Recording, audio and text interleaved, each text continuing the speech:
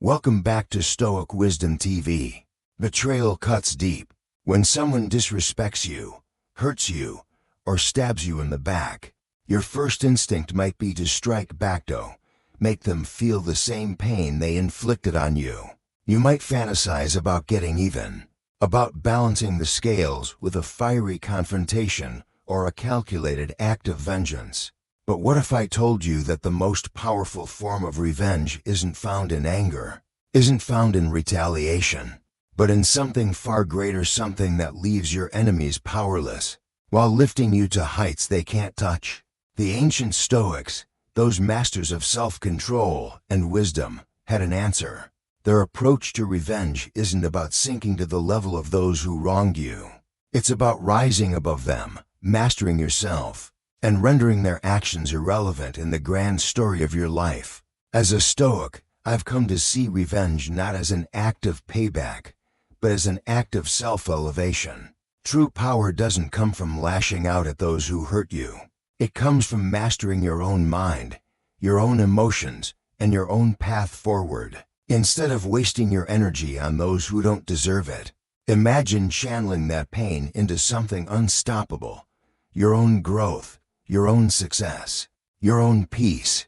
In this reflection, I'll walk you through the Stoic approach to revengeing method that doesn't just heal the wounds of betrayal but turns them into fuel for a life so fulfilling that those who hurt you become nothing more than a footnote in your journey.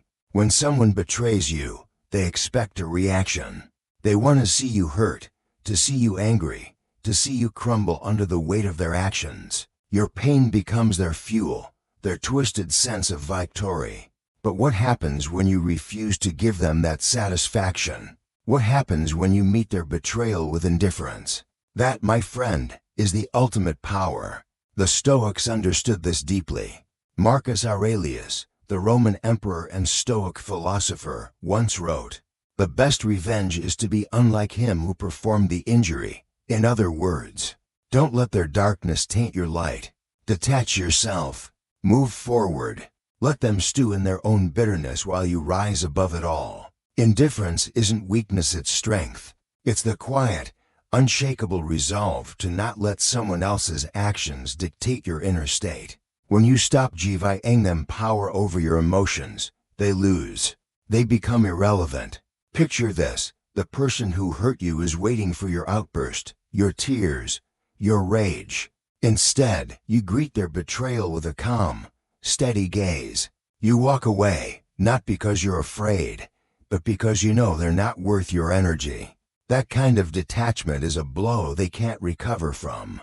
While they drown in their own negativity, you're already climbing to new heights, untouched by their poison. The Stoics believed that true revenge isn't about tearing someone else down, it's about building yourself up. Imagine the person who doubted you, the one who betrayed you, watching as you succeed, grow, and thrive without them. They expected you to fall apart. They wanted to see you fail. But instead, you rise higher than they ever thought possible. Your success becomes the greatest silence that deafens their doubts and drowns out their malice.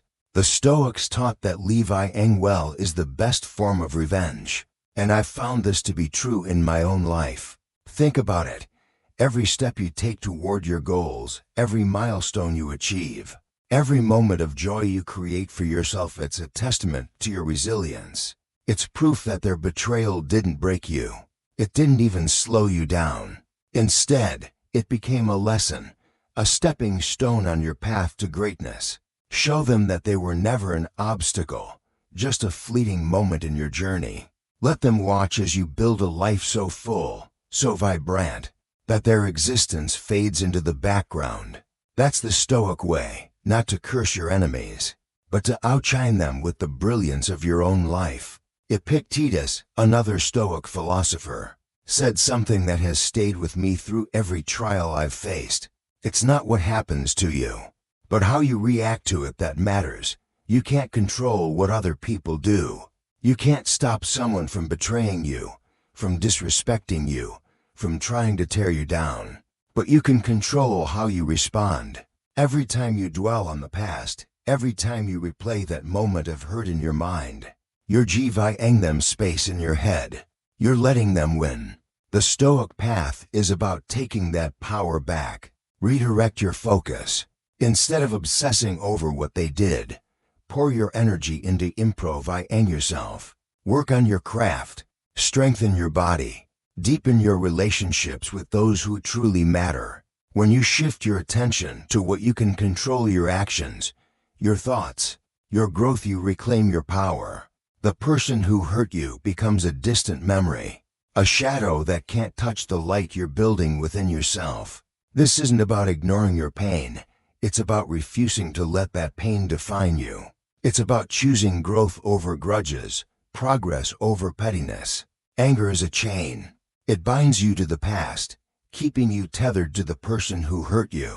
Every time you feel that rage bubbling up, every time you imagine confronting them or getting even, you're giving them control over your present. The Stoics understood that true freedom comes from self-control.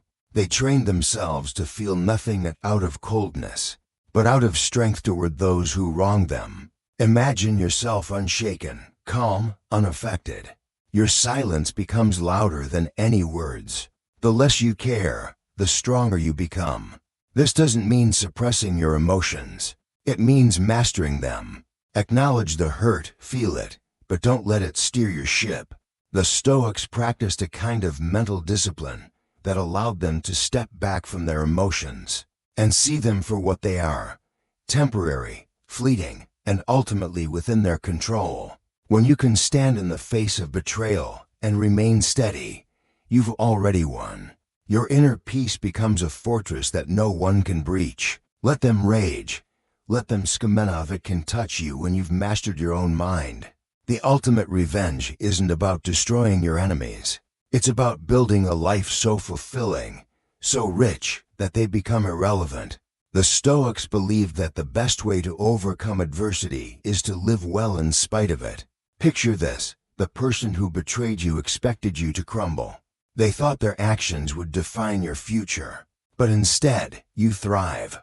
You create a life filled with purpose, joy, and meaning. Their betrayal becomes a distant memory, a blip on the radar of your incredible journey. This is the Stoic way, not just to move on, but to rise above.